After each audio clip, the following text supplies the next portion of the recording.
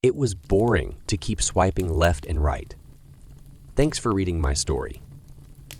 My name is Mike, and I'm not writing about cute coffee shop dates or love letters. Each time I go through the grind of modern dating, I come out more skeptical than the last. The women I talked to, they didn't want a person, just a polished image. What about me? I think I was looking for something different. I wasn't always this way. I used to think there was a right one, but that was before I kept getting cheated on by the wrong person. When my third girlfriend cheated on me, I just snapped. I picked up a hobby that most people would look down on. I felt better when I planned to get back at the people who hurt me. I didn't do anything dangerous, but let's just say I made sure karma stopped by. But even getting even gets lonely. I longed for someone who knew what this dark desire of mine was. That's when I found the dark web, a part of the internet that even Google is afraid to go. The sun doesn't shine there. And there's a place for every weird and scary hobby, like a dating service for people like me. It was a website called Vindictimatch that said it could help you find the right partner for payback. The thought made me laugh. A dating service for people who want to get even. Either it was a brilliant idea or a step toward crazy. What did I have to lose? I moved my mouse over the join button and clicked it to join. The form was kind of creepy. It asked about my past relationships, my worst nightmares, and the ways I like to get even with people. I told the truth, telling this private service more about myself than I had told anyone in years.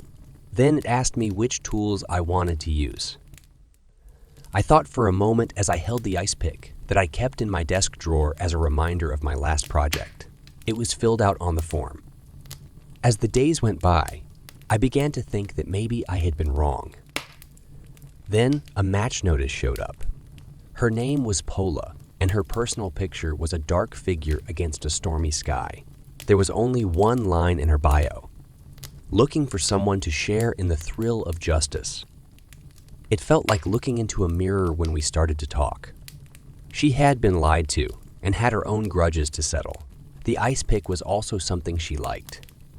Though cold and cruel, it was kind of poetic how the two minds were linked by anger. The talks between us got more personal, deeper, and darker.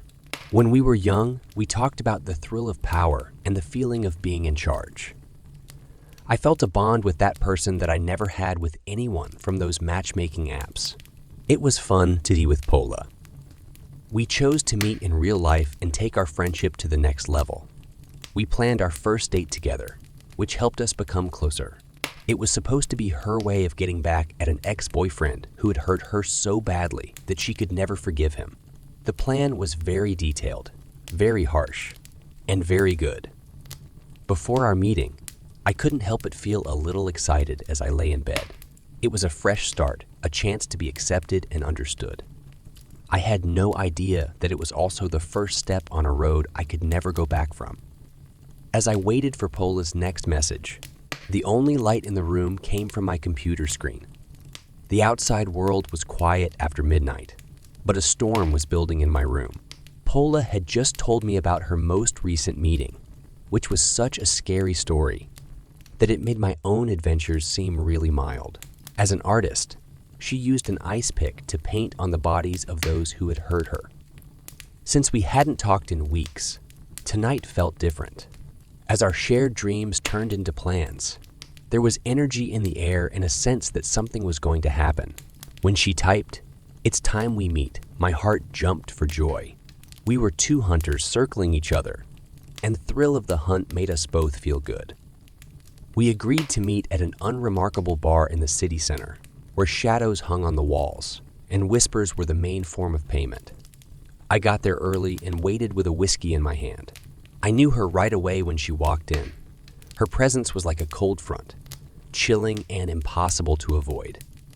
Pola slid into the booth next to me. Even though it was dark, her eyes were bright. "Mike," she said, and the sound of her voice made my soul feel better. We didn't talk about the weather or other boring things. Instead, we talked about what we both loved. With every word, we took off the mask of politeness that society put on us. We came up with a plan as the night went on. It was Pola's idea to work together to make our relationship stronger. A half smile formed on her lips as she said, "There's someone who needs to be taught a lesson." It was clear this was personal from the way she talked about her husband. I was also happy to help. We worked out the details, with each of us contributing our own skills. We chose the ice pick as our instrument because it needed us to be close to each other. We carefully thought out our plans because we knew that accuracy was key in our hobby, because one mistake could mean a lifetime in prison. There was a promise at the end of the night, made with a touch that felt stronger than any contract. The cold night air felt full of possibilities as I walked her to her car. She spoke, "This is the beginning," and the lights in her eyes made them look like twin fires. The beginning of something beautiful. I saw her drive off, and her car's taillights went out into the night. Things had changed. It was no longer just something they did by themselves. Pola had become my partner in crime, my helper in the dark. Later that night, when I was in bed, the darkness didn't seem as heavy. It was like I had found a soulmate, someone who knew what was happening inside me. As I fell asleep, though, a thought kept coming back to me.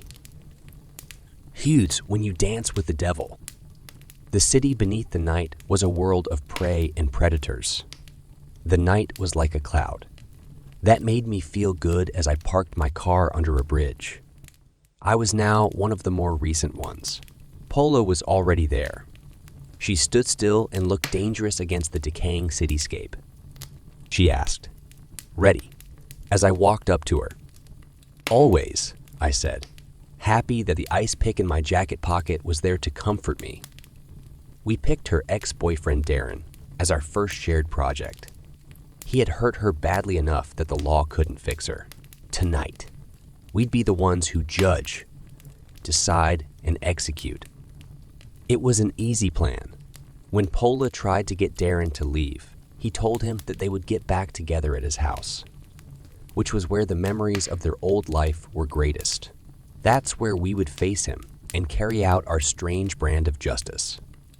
As we walked into Darren's run, down apartment building, which smelled like it had been ignored for a long time, I felt the line between reality and the dark dreams we'd been sharing become less clear. This was really taking place. We did this in real life. Pola told me that Darren's door would be open, and it was. He wasn't ready for us, but for her. He was in the living room with a bottle of wine and 2 glasses out in a hopeful, childlike way. When he saw that Pola had the ice pick in her hand, he looked confused and scared. He didn't have time to react because she was already on top of him, moving with precision and practice. I stood there for a moment, shocked by how ugly and real what we were doing was. Then I went with her. It was over very quickly because we were so angry and had planned our attack so carefully. Darren couldn't stand up to us too. It was colder than I thought it would be, and there was a lot of blood. I didn't think it was fair. It was awful. We cleaned up and tried to erase our presence as much as possible. We were very quiet as we left the flat, which was very different from the noise we had left behind. We both crossed a line, and we couldn't go back. I felt empty as we drove away because the energy that had pumped me up started to leave. I thought I would feel good about what I did, but instead I felt empty, like I had left a part of my soul in that room with Darren's dead body. If you couldn't read Pola's face, she was quiet. But the words wouldn't come out when I tried to talk about what we had done and think about it. We had become close because we both had dark sides. But now that they were out in the open, it felt like a huge gap between us. We said goodbye and promised to talk later. But as I watched her walk off into the night, I couldn't shake the thought that something had changed in a big way. I thought I knew what I was going into, but it turned out to be so much worse and more real than I thought. Yes, I was a hunter. After our last act, there was a void of silence that was filled with the ghosts of the decisions I made. To begin with, I thought that Pola and I were connected by our shared sadness. But as her messages stopped coming in and her mood changed, a chilling distance formed between us. Without anyone to talk to, I was left to wonder. The unity we had built was now breaking apart into pieces of doubt. I read through all of our old talks, eager to understand. That's when the contradictions started to stare back at me, mean and fun. Pola's stories, which used to bring us together, have turned into a web of lies. The cold truth hit me. I wasn't her partner. I was her tool. Inspired by a mix of anger and fear, I went deep into the dark web to find Pola's digital ghost. The crumbs she left led to a horrifying realization. Her past on Vindictamatch was a story of manipulation, with each ex-partner being a chapter that ended in tragedy. I was the last chapter in the story. The proof was very bad, and the story was carefully crafted to make me look like the bad guy. I was the bad guy, a victim ready to be killed. Fear gripped me hard, and I knew I had to turn around and face her to cut the rope she had around my neck. We ran into each other in the same dark bar where our strange story began. Her eyes flashed with surprise, then got darker when I told her she was lying. "You don't get it, Mike," she said in a sharp voice. "We're cut from the same cloth." But her words were like a snake's charm, and I wasn't going to give in any longer. I was a man looking for revenge, and she was a huntress who loved the thrill of the chase. There were a lot of claims and denials in the endgame. Pola's last move was to get rid of me, leaving me to bear the blame for our shared sins. But I still had one more move to make. She didn't know it, but I had written down all of her lies and tricks and made sure that the police were watching us. She charged with an ice pick in her hand, causing chaos that was a strange repeat of our past meetings.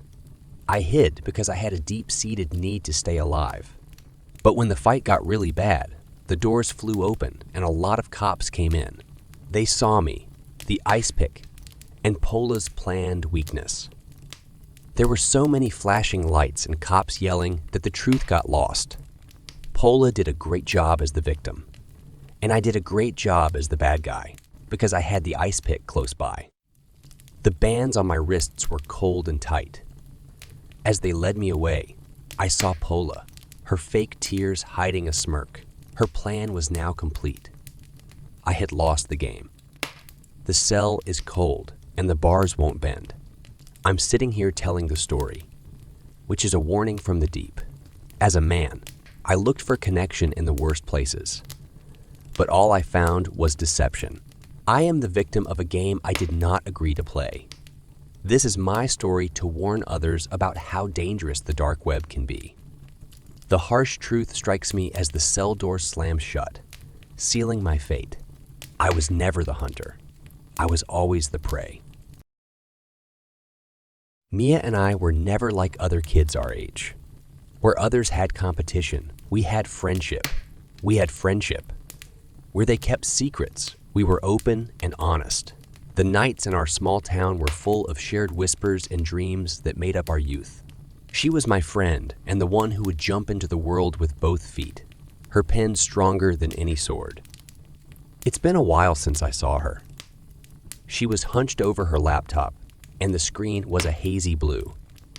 She told him, "This is big, Ethan," with a voice that was both scared and excited. The dark web is deeper than any of us knew, and I'm onto something huge. I didn't fully understand. I knew the dark web was a dangerous spot where the worst people in the world like to hang out. But Mia was brave. She was a reporter who was drawn to the truth like a moth to a flame. I should have known it was dangerous and told her, but I believed she could not be hurt.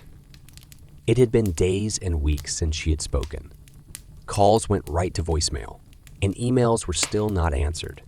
The cops were sorry, but they couldn't do anything because the digital trail had been erased. As I clung to the last few things I had, the silence became unbearable and seemed to make fun of my despair. I looked at her laptop, which she watched over like a dragon with its gold. It was very hard to break. But Mia had taught me how to do it. I finally got through after days of trying over and over again. What I found was a Pandora's box full of horrible things. There were files and files of investigations, interviews, and exposes on the worst parts of human evil. There were movies and chats that made my blood run cold and my stomach hurt. Mia had been going through a maze of monsters, and her light of truth was about to shine on them. After that, nothing. The trail ended quickly, and her last file was a mess of numbers and names that were hard to understand. The understanding hit me like a ton of bricks, and I sat back. Mia was gone into the darkness she was trying to bring to light. Her light hadn't gone out, though. It had come to me. That's when I knew what to do. For Mia, for the truth, and for the hope that wouldn't go out. With her results and my determination in hand, I would plunge into the abyss. I was going to finish what she began. I would also shut down the dark web. The light from my computer screen stood out in the dark. It was the only light in the early hours of the morning. The files that Maya left behind became my path to the underworld and the abyss she fell into.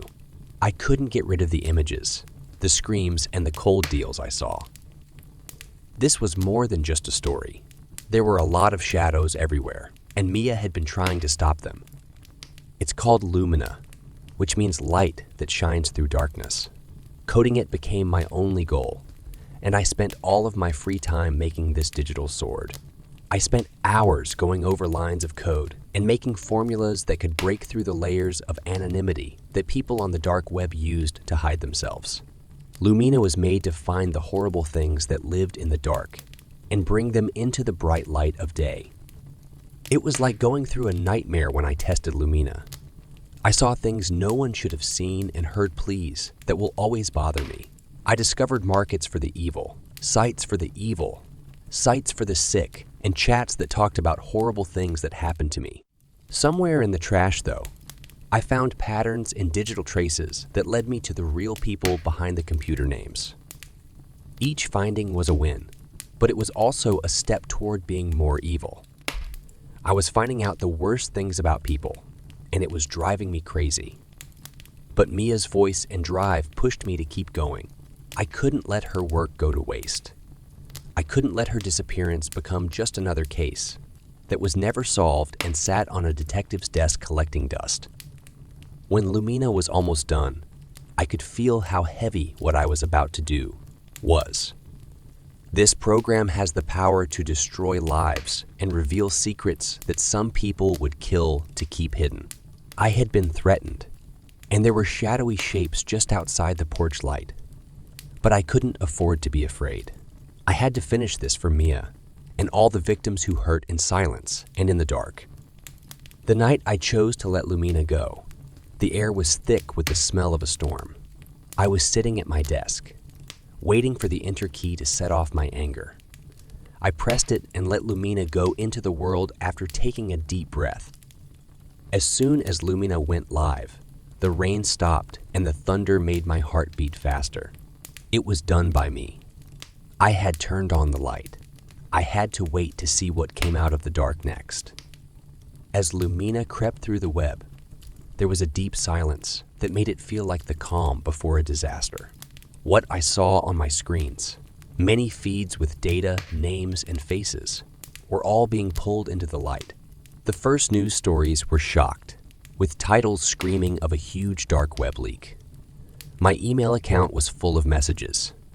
Some were thank, use, and others were desperate cries for help. I felt like a hero for a short time. I imagined Mia being happy and proud of her work, but the feeling was short-lived. It disappeared like fog when the first news of suicides came in. They were the ones whose sins were shown and who couldn't live with that. Lumina wasn't just code. Each report was a gut punch that made me remember that. And with each life lost, I could feel the weight of my obligation suffocating me. I asked for justice. Not this. Not a line of bodies, each with a sad story. Then I got the call that would always remind me of that day. Mark has been my best friend since we were kids and someone I could talk to about everything. After Mia went missing, the speaker on the other end was cold and impersonal. Mark had been found dead in his room because Lumina wouldn't stop telling the truth. He had been a user and often went to the dirty bazaars on the dark web.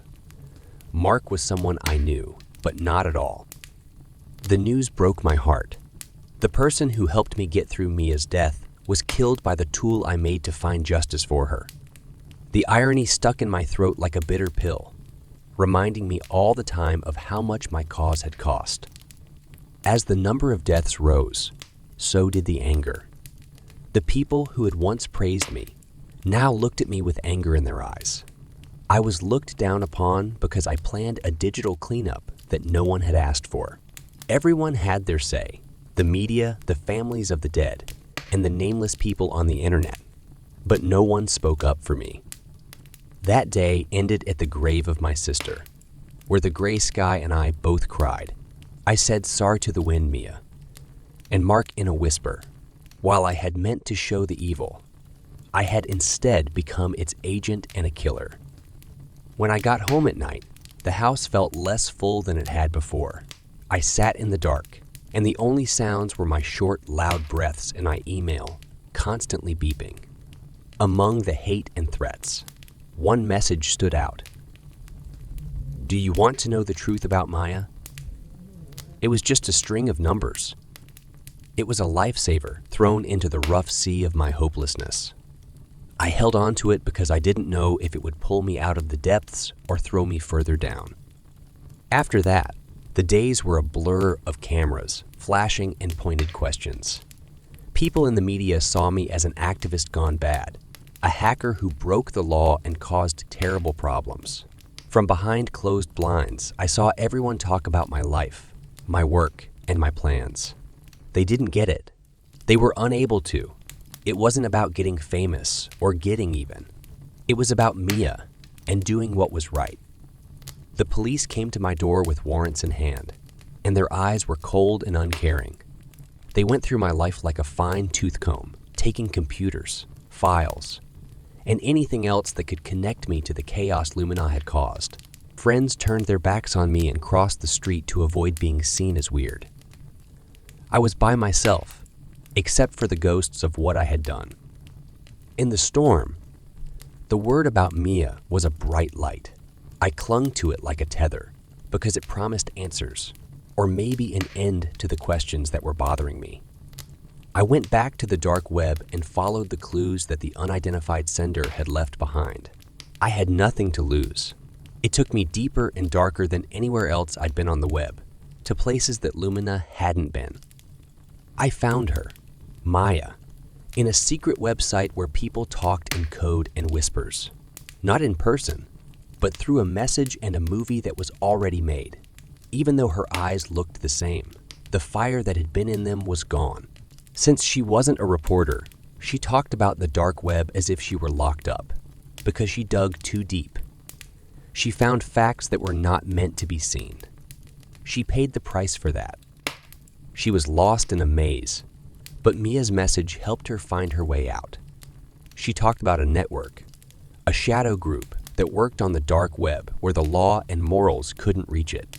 They took her and used her skills for their own gain because they saw her promise and courage. She was still living, but she wasn't free. At the end of the film, she made a plea, and her voice broke as she said my name. She told Ethan, "Don't look for me. It's not safe enough. They are all over the place and are watching. Please know that I love you and am sorry." After the screen went dark, I had to make a decision. I could listen to her advice and walk away from the mess my life had become, or I could fight. Mia was somewhere out there, and the thought of her being slain by monsters made me strong.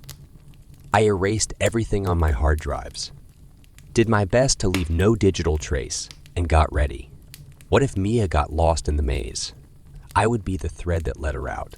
I lost everything on the dark web, but I wouldn't let it take her, but not without fight. At the end of the story, I walk into the dark as a brother, not as a victim or a hero. The dark web reached a huge area, but I was determined to stay strong.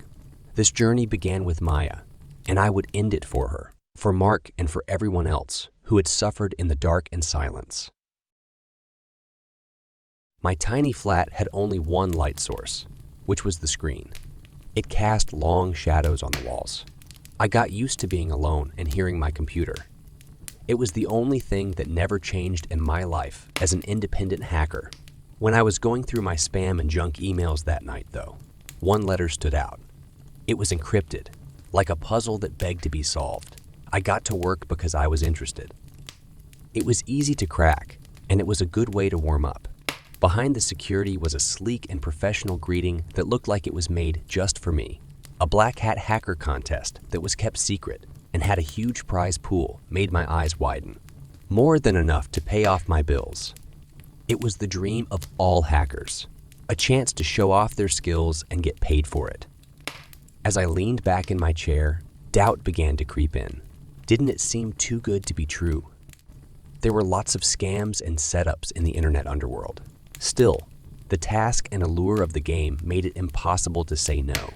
For years, I had been looking for crumbs behind fences and in other places where protection systems were in place. This could be my big break. The first job, which was kind of a test, came right on time. Hack into a company database. Nothing too fancy. They said it was a show of skill. I thought it was almost too easy at the time. I typed quickly on the keyboard, and the code came out like a second language. I was in and out in an hour, leaving no sign. I was right there at the top of the list. As I watched my alias move up the ranks, I felt happiness flow through me. As I sat in the digital night, I saw other people like me. I thought the job was easy and just a fun way to show off my skills.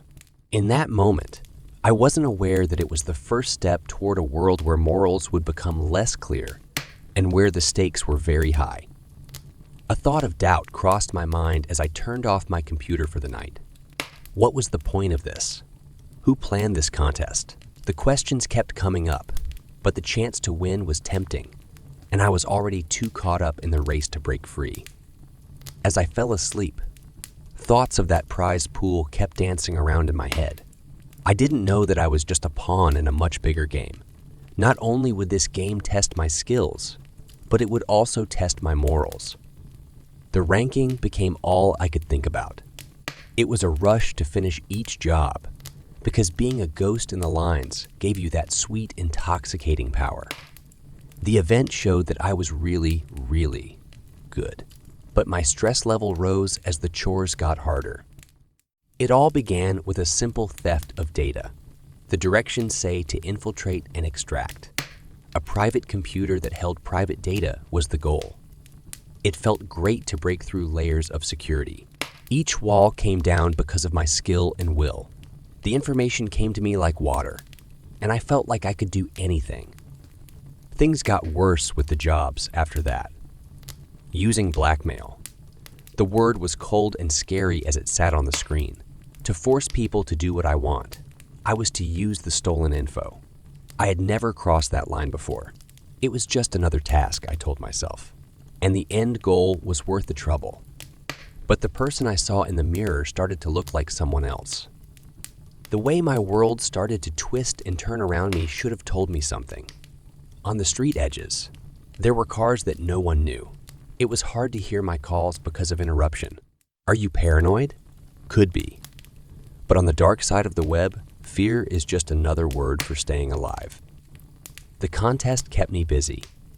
I was falling through the air like a leaf into a deep spiritual abyss with every job. I told myself I was in charge and could stop whenever I wanted, but the truth was that the game was now up to me. I remember the night everything changed. The job was to change digital records so that some people's bills were erased and others were added. They told me to play God. I did. With just a few clicks of the mouse, people's lives and futures were changed.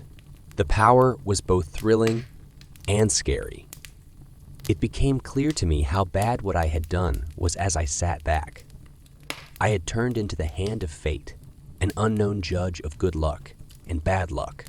Why is that? Have money. Do you want prestige? The cost of getting lost in the game was getting too high. The next job, though, broke me. How many threads could I pull out of the fabric before it fell apart? The pointer flashed back at me like a dare as I stared at the screen. I had climbed so high and come so far, but at that very moment, I knew I no longer wanted to reach the top of that peak. As I moved away from the desk, the chair rolled back, making a sound that sounded like it could be heard throughout my apartment.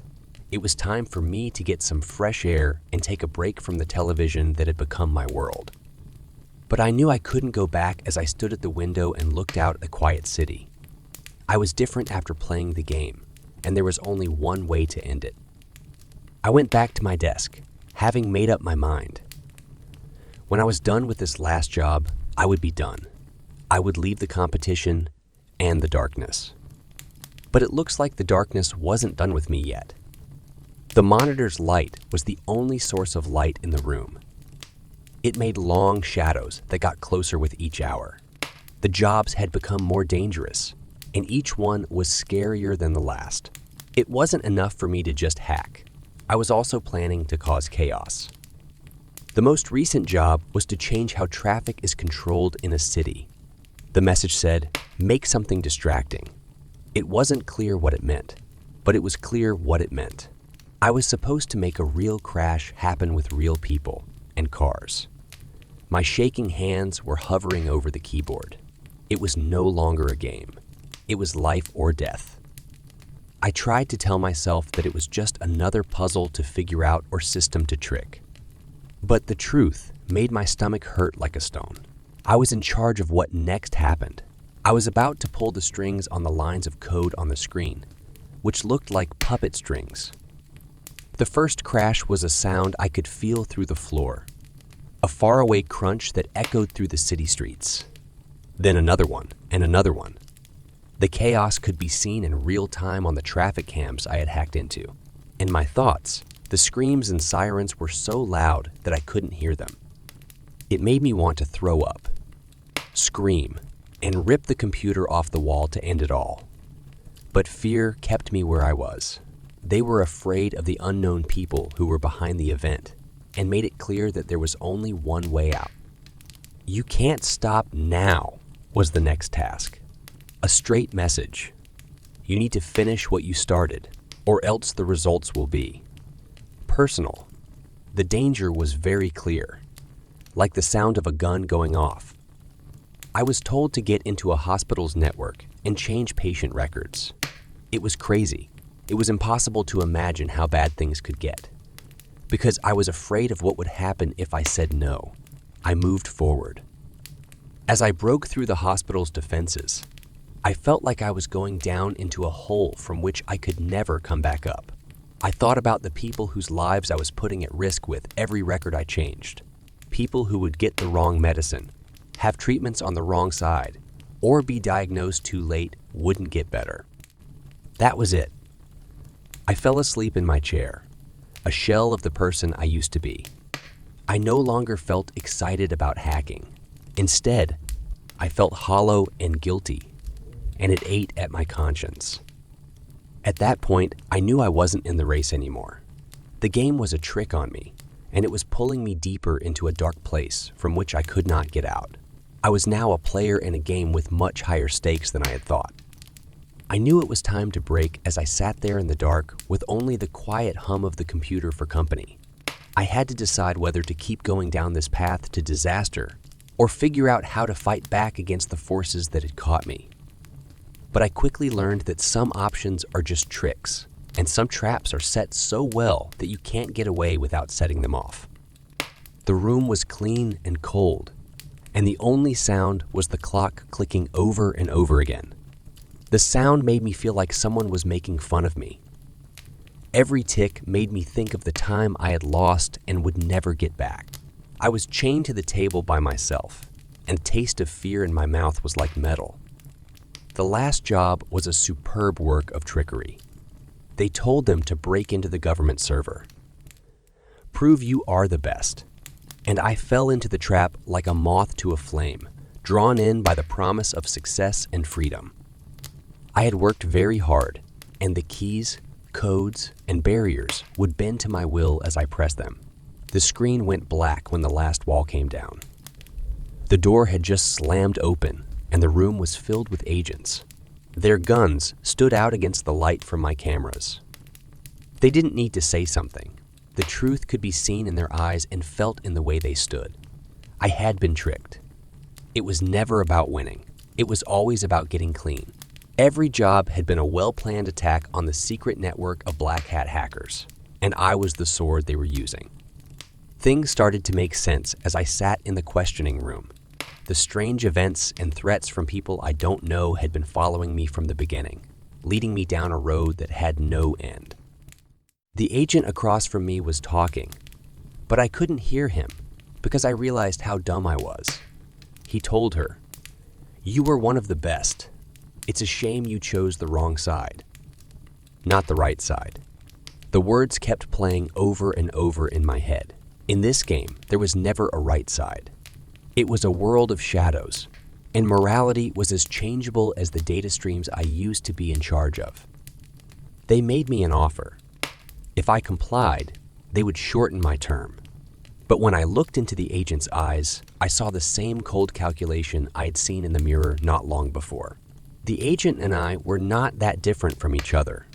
We both thought that the end was more important than the means. The badge was the only thing that was different. I thought about all the trouble I had made and the lives I had destroyed. Why is that? A prize that wasn't there, a title that didn't mean anything. Some people say that if you look into the darkness, it will look back at you. I hadn't just looked into the darkness. I had danced with it and wrapped my arms around it. Now that I was going to spend years in prison, the darkness was all I had left. They hadn't planned for one thing, though. As a hacker, I had a lot of information, which is like money in their world.